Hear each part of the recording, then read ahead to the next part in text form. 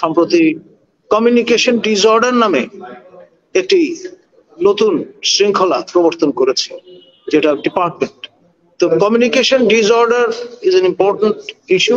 সে বিষয়টি আমাদের জাতির পিতা সুকন্যার মাথায় আছে, সে কারণে তিনি এখানে কোন রকম রিস্ক নিতে একেবারেই রাজি নন, এবং সে কারণেই তার বারংবার ছুটে যাও। যে ইঙ্গিতটা করেছেন অ্যাজ ইফ আমি পর্দার অন্তরালে 1 লক্ষ টাকা করে নিয়ে থাকি, এটা আসলে খুবই আমি মনে করি যে এমন নিম্নমানের একটা বক্তব্য বা মন্তব্য যেটা কর্তব্য নয়, এবং সেটি আমি প্রতিবাদ করছি। কারণ যদি সেরকমই হয় তাহলে তো এত অল্প টাকায় একটা ডিগ্রি কেউ কাউকে দেবে না। আপনার শোতে এবং এলসওয়্যার আমি অনেকবার বলেছি যে আমাদের নিকটতম প্রতিবেশী রাষ্ট্র ভারত ধাত্রী মাতা স্বরূপ আমাদের জন্য মহান স্বাধীনতা যুদ্ধে যেই ভূমিকা তারা রেখেছেন, তার মধ্য দিয়ে তারা ফর ইটার্নিটি আমাদের কৃতজ্ঞতা পাশে আবদ্ধ করেছেন। এবং আমরা অকৃতজ্ঞের মতো এখন পর্যন্ত যে ভারতীয় মিত্রবাহিনীর সদস্যরা আত্মহুতি দিয়েছিলেন ৭১ মহান স্বাধীনতা যুদ্ধে কাঁধে কাঁধ মিলিয়ে আমাদের মুক্তি বাহিনীর সঙ্গে, তাদের জন্য একটি মনুমেন্টও এখন পর্যন্ত আমরা সংস্থাপন করিনি আমাদের রাজধানী শহর ঢাকা বা এলসওয়্যার। তো আপনার জাতির পিতা বঙ্গবন্ধু সুকন্যা দেশরত্ন মাননীয় প্রধানমন্ত্রী শেখ হাসিনা, তিনি এই বিষয়টা সর্বোচ্চ অগ্রাধিকার মূলক একটি বিষয় হিসেবে তার মানুষে সংস্থাপন করেছেন। তার বিপদের সময় তার সহোদর যারা ছিলেন এবং তার পিতামাতা যাদেরকে নৃশংসভাবে খুন করা হয়েছিল 15ই আগস্ট 1975-এ, তৎপরবর্তীকালে আপনার এই মহান প্রতিবেশী ভারতই কিন্তু তাদের আশ্রয় প্রদান করেছিল। তো বিপদের বন্ধু সবচাইতে বড় বন্ধু প্রভেন ট্র্যাক রেকর্ড তারা সংস্থাপন করেছেন ফর ইটার্নিটি অ্যাগেইন। এবং ন্যাচারালি যেই রাষ্ট্রটি তাদের ভেটো পাওয়ার আমাদের উপর ব্যবহার করে হাত পাকিয়েছিল, সেই চীন এখন আমাদের পরম মিত্রে রূপান্তরিত হয়েছে।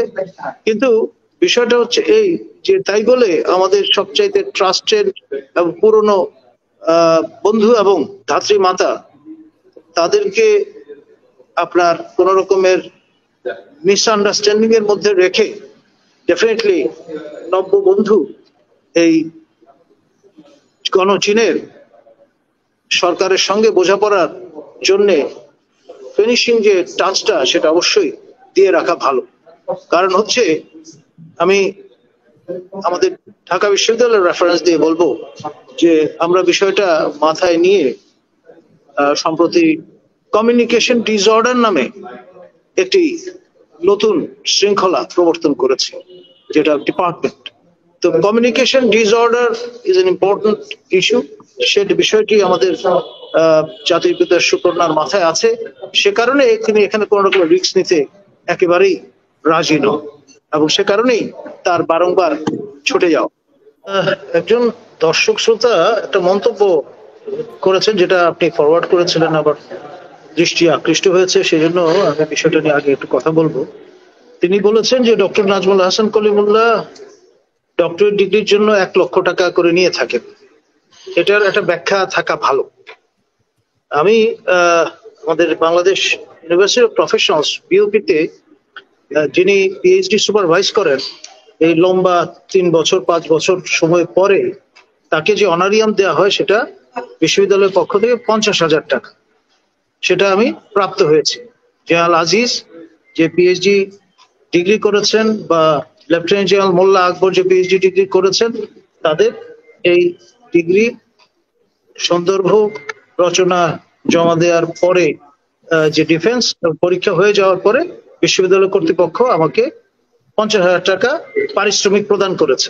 সুতরাং এটা নিয়ে কোন রকমের মিসবিহেভিং থাকা ঠিক না।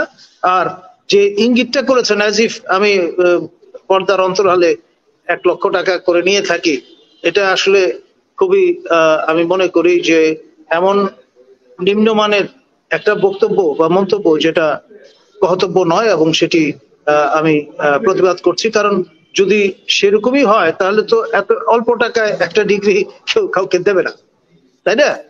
যদি সেভাবে আপনি বিষয়টাকে বিবেচনা করেন, খুব নোংরা দৃষ্টিতে যদি বিষয়টাকে সেভাবে দেখে থাকেন। এক, দ্বিতীয়ত যে বিষয়টা নিয়ে আপনি আমাদের দৃষ্টি আকর্ষণ করেছেন অন্তিমে, আমাদের প্রখ্যাত সাংবাদিক চন্দন নন্দী বিস্তারিত আলোচনা করেছেন এবং মূলত যে বিষয়টা নিয়ে আমাদের মানে প্রধানমন্ত্রী শূন্য সহিষ্ণুতা দেখাচ্ছেন বা দেখানোর প্রত্যয় ব্যক্ত করেছিলেন, সেই বিষয়টার সঙ্গে যুক্ত আপনার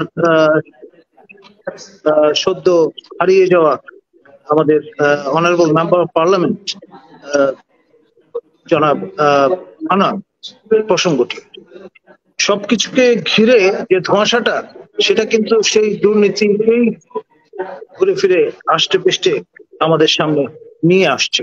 একজন অনারেবল মেম্বার অফ পার্লামেন্ট বলেন ব্যক্তি হিসেবে আনার সাহেব একবার নয়, দুইবার নয়, তিনবার, এবং বিষয়টা এত কমপ্লিকেটেড এবং আন্তঃরাষ্ট্রীয় পরিমণ্ডল ছাপিয়ে গেছে যে পরবর্তীতে যদি রিচার্ড নেফিউ মহোদয় এইটাকে একটা কেস স্টাডি হিসেবে ধরে, তিনি যেমন আগে গ্রন্থ রচনা করেছিলেন ইরানের নিরিখে দ্য আর্ট অফ স্যাংশনস, তো আর্ট অফ করাপশন হিসেবে যদি শিরোনাম হাজির করেন, আমি অবাক হব। ধন্যবাদ।